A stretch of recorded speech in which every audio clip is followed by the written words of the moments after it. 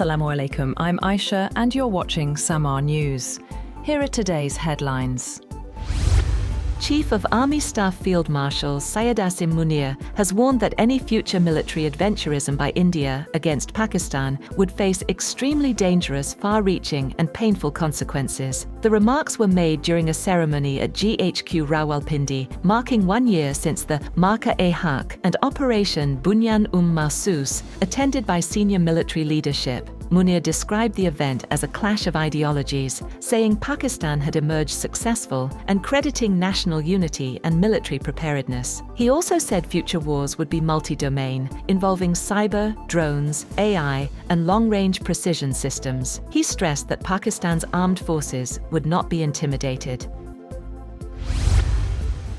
President Asif Ali Zardari and Prime Minister Shehbaz Sharif, in separate messages marking 1 year of Marka-e-Haq, reaffirmed Pakistan's commitment to national defense, regional stability, and peace. President Zardari praised the military leadership and armed forces, calling their response to aggression balanced and effective. Prime Minister Shehbaz Sharif described the occasion as a day of gratitude, saying Pakistan's armed forces stood like a steel wall in defense of the country.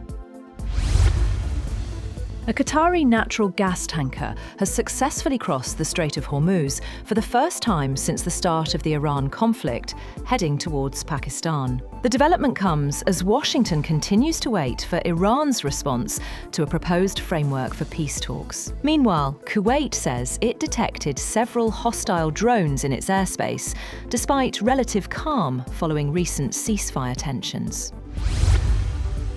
British Prime Minister Keir Starmer says he remains committed to leading his government despite mounting pressure after major local election losses. Starmer described his administration as a 10-year project and vowed to continue, even as calls for his resignation grow within the Labour Party. The pressure intensified after a former minister threatened to push for a leadership contest unless action is taken by party leadership.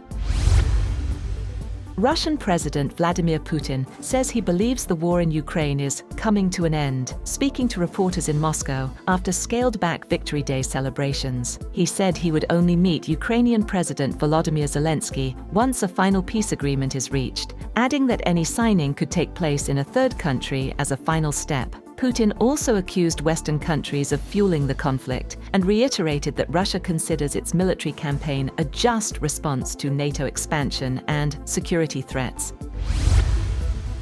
At least 39 people were killed in Israeli airstrikes across Lebanon, according to the Lebanese Health Ministry, as cross-border violence with Hezbollah continues, despite a reported ceasefire arrangement. One of the deadliest strikes hit the southern town of Saksakieh, killing at least 7 people, including a child. Another strike in Nabateh killed a Syrian man and his 12-year-old daughter, with reports of additional casualties in follow-up attacks. The Israel Defense Forces said it targeted Hezbollah operatives and infrastructure. Lebanon says more than 120 people have been killed in the past week alone, as clashes intensify along the border.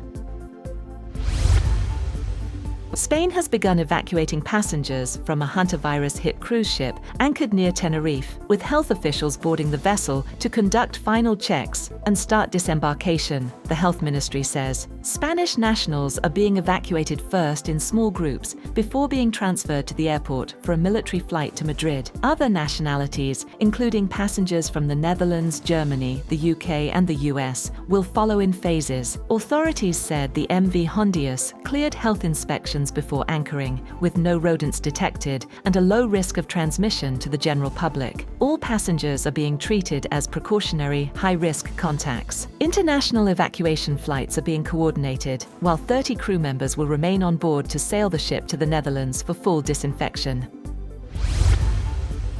US intelligence agencies believe Iran's new supreme leader, Mojtaba Khamenei, has been involved in shaping Tehran's wartime strategy and negotiations with Washington. The report, citing sources familiar with assessments, says Khamenei has remained largely out of public view after sustaining injuries during the conflict, but is still believed to be communicating through trusted intermediaries. Iranian officials, however, say he is recovering well and dismiss speculation about his health. US assessments also suggest Iran's military has been weakened by strikes, but retains operational missile capability, while senior Revolutionary Guard figures are managing day-to-day governance amid ongoing diplomacy with the US.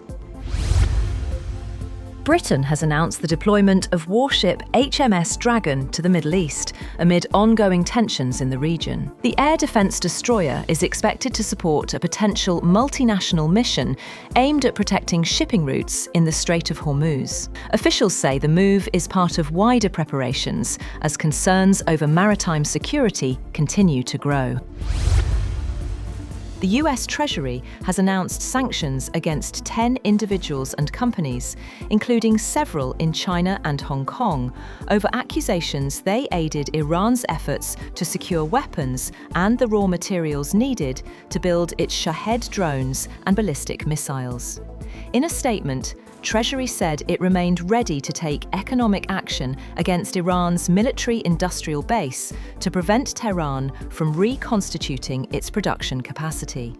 It also said it was prepared to act against any foreign company supporting illicit Iranian commerce, including airlines, and could impose secondary sanctions on foreign financial institutions that aid Iran's efforts, including those connected to China's independent teapot oil refineries.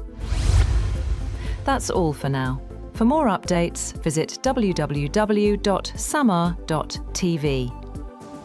Thank you for watching SAMAA News.